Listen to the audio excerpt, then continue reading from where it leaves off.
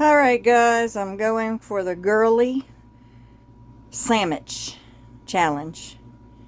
And I already started mixing stuff up and I was like, I forgot to even put the video on. So I am putting butter on some bread, which I like this Arnold's, which I believe used to be Oro wheat, whole grain, 12 grains and seeds bread. So that's what I have on here. I put butter. I'm going to put, excuse me, hold on one second. I'm going to put some garlic powder on it. And I'm going to toast it in my little oven. But before I do that, I'm just going to put a little black pepper too. Little black pepper. Alright. And we're going to toast that. I'm going to set it on toast, and just set it on toast down here where it just runs continuously. So I can watch it so I'll know how well I want it done. Now in the meantime, I've mixed some chicken breast, the chunk chicken breast from Sam's. Mix that in with some, alright, I used a little Kraft mayo. I like the Dukes, but I ran out, so I used the Kraft that I had. Chick-fil-A sauce, which is like a honey mustard, and a little bit, not much, a little bit of the yellow mustard.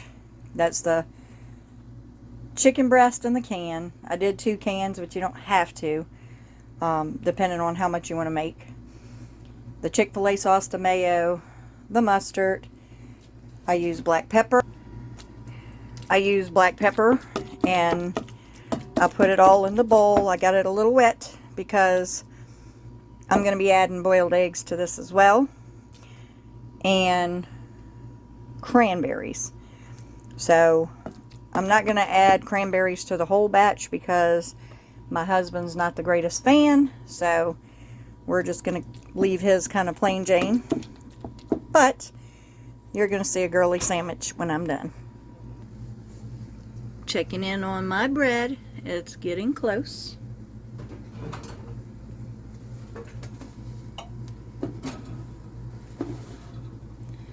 It's actually almost there. Alright, I love this little handy dandy Pampered Chef mix and chop.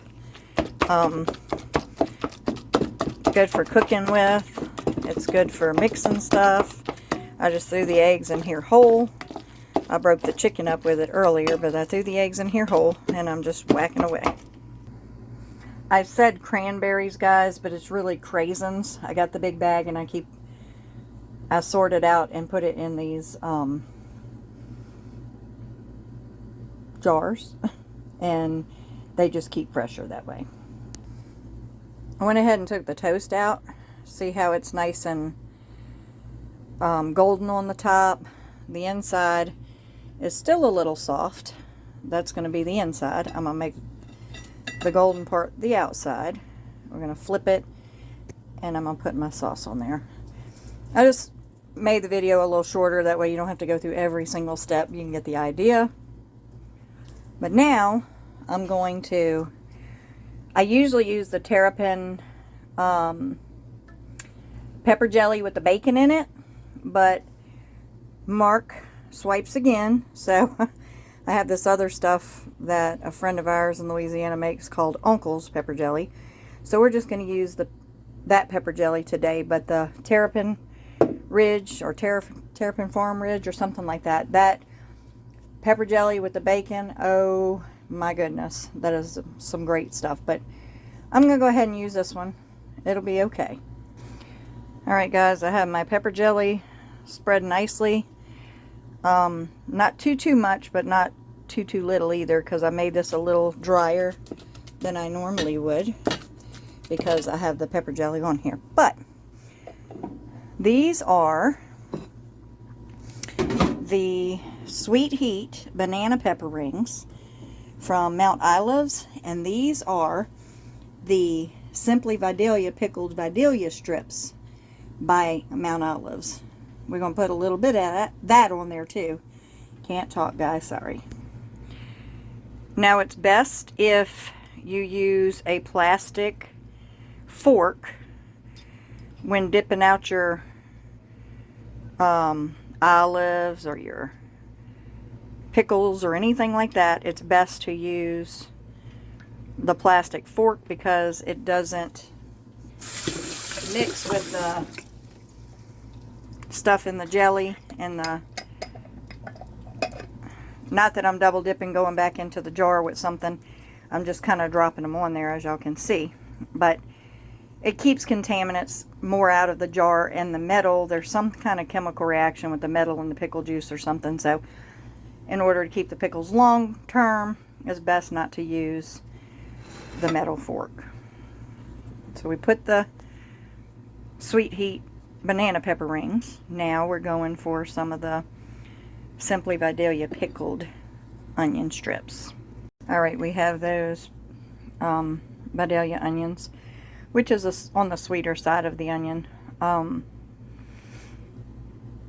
So now we're ready to put our chicken salad. I marked some out, put it on the side that has no cranberries, but I'm going to put mine with cranberries.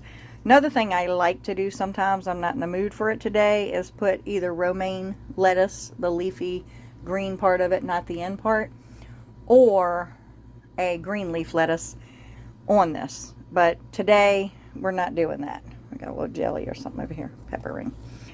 We're just going to go with the chicken salad. So we now have our chicken salad on there. We're going to lid it, is what I call it, and cut it, because a girly sandwich you have to have cut. Alright everyone, there it is. A girly chicken sandwich. Hashtag girly chicken sandwich. I'm going to quickly say that a lot of y'all might say, ew, that don't sound like it goes together. Try it. Please just try it. It is the best that you ever want to eat.